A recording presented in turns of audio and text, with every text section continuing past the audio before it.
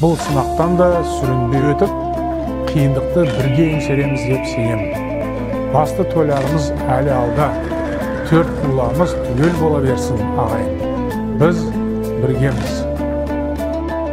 Ақ халатты абзал жандар, құрметті дәрігерлер, осындай қиын қыстау кезеңде өз денсаулықтарыңызды қатерге қоя отырып, отбасынан жырақта күндіз-түні еңбек етіп жатқандарыңызға мың алғыс.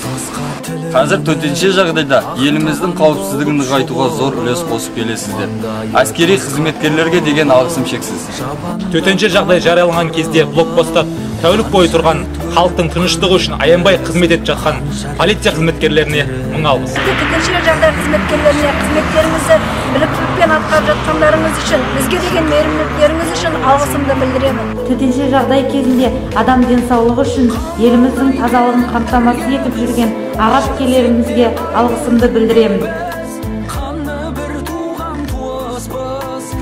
Ел басына осындай қиын күн туғанда елдің жанынан табылған ерікті жастарға мың алғыс. Алғыс айтамыз! Соқса да әрқашанда біз біргеміз.